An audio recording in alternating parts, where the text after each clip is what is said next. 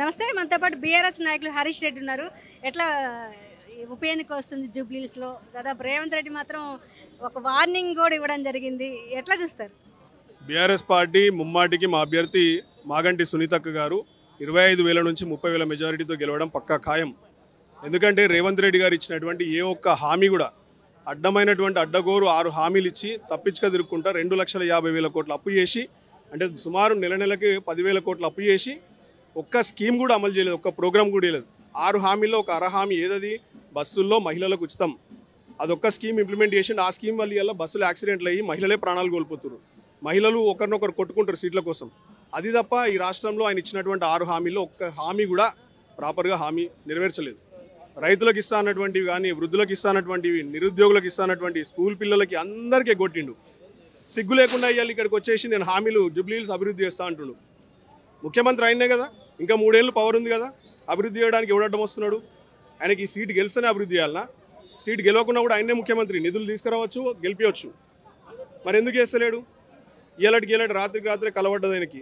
ఖచ్చితంగా జూబ్లీహిల్స్ గెలవాలంటే ఇక్కడ అభివృద్ధి అయింది, ఇక్కడ అభ్యర్థి గెలవాలని చెప్పేసి ఒక వితండవాదం చేస్తున్నాడు. నిన్నాక మొన్న ఏమంటాడు? బీఆర్ఎస్ పార్టీకి ఓటేస్తే మీకు వచ్చే సన్నబియ్యం క్యాన్సిల్ అవుతాయి, మీకు వచ్చే 200 యూనిట్ల ఫ్రీ కరెంట్ క్యాన్సిల్ అవుతుంటారు. సిగ్గుందా అసలు ఈ ముఖ్యమంత్రికి? మన మెదడిగిట్టే మన తలకాయలు ఉందా లేకపోతే మోకాలకు జారిందా? ముఖ్యమంత్రి ఆయన్నే 3 ఏళ్ళు ఆయన్నే కొనసాగుతాడు. ఫ్రీ కరెంట్ ఎందుకు పోతుంది? ఒక సీటు ఒక్క బై ఎలక్షన్ సీటు ఓడిపోతేనే ఫ్రీ కరెంట్ పోతుందా? ఆయన ప్రభుత్వం గిట్ట పడిపోతుంది ఏమన్నా? అసలు ఏమన్నా కొంచెమన్నా సెన్స్ ఉందా, లాజిక్ ఉందా ఆయన మాట్లాడి ఇట్లనే అడ్డగోలు మాటలు మాట్లాడి తప్పించుకుదిరడం తప్ప ఆయన ఇచ్చినటువంటి హామీలు ఒకటి నెరవేరలేదు. ఖచ్చితంగా ఇక్కడ సురుకు పెడతారు జూబ్లీహిల్స్ ప్రజలు. ఎందుకంటే ఇక్కడ ఉన్నటువంటి ప్రజలు చాలా చైతన్యవంతమైనటువంటి ప్రజలు. చాలామంది కూడా middle class, lower middle class, చాలామంది కష్టార్జితం చేసుకునేటువంటి పీపుల్ ఉన్నారు ఇక్కడ. వాళ్ళందరూ కూడా సురుకు పెడతారు, వాత పెడతారు. ఎందుకంటే వాళ్ళనే నమ్మించి మోసం చేసిండు ఈ రేవంత్ రెడ్డి. బలిసినోడనో లేకపోతే కష్టపడ్డానో కదా. ఇలా హైడ్రా తీసుకొచ్చింది ఎవరి మీదకండి? హైడ్రా తీసుకొచ్చి పేదోడి పొట్టగొడుతుండు, పేదోడి ఇల్లు కూల్చుతున్నాడు. బలిసినోడు ఎవడో శ్రీఆదిత్య కన్స్ట్రక్షన్స్ అనేటువంటి మూసిన దాకపోయి వేస్తే వాంది కూల్చాడు. స్వయాన ముఖ్యమంత్రి గారు సొంత అయినటువంటి తిరుపతి రెడ్డి FTLలో ఇల్లు కట్టుకుంటే ఆయనది కూల్చాడు. ఆయనకు స్టే తెచ్చుకోవడానికి సమయం ఇస్తాడు. పేదోడిని మాత్రము టైం ఇయ్యాడు, స్టే తెచ్చుకోవడానికి సమయం ఇయ్యాడు. ఆ ఇంట్లో పిల్లల పుస్తకాలున్నా, బోళ్ళున్నా, బట్టలున్నా అన్నిటిని కూడా JCBలతో నీలమట్టం చేస్తాడు.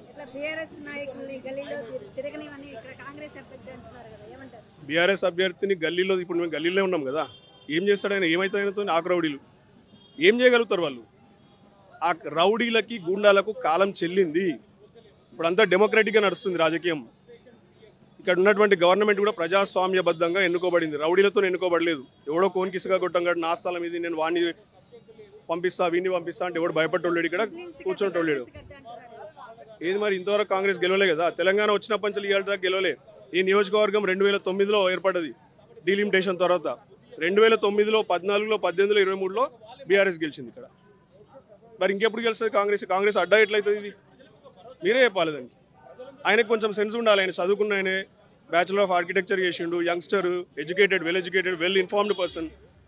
ఎట్లా పడితే అట్లా రౌడీ మాటలు మాట్లాడితే కొంచెమన్నా సెన్స్ ఉండాలి కదా. దాదాపు 6 రోజులకి ప్రచారానికి టైం ఉంది. ఎట్లా ఉంది మరి బీఆర్ఎస్ ప్రచారం? ఎలా నడుస్తుంది? బీఆర్ఎస్ ప్రచారం బ్రహ్మాండంగా నడుస్తుంది.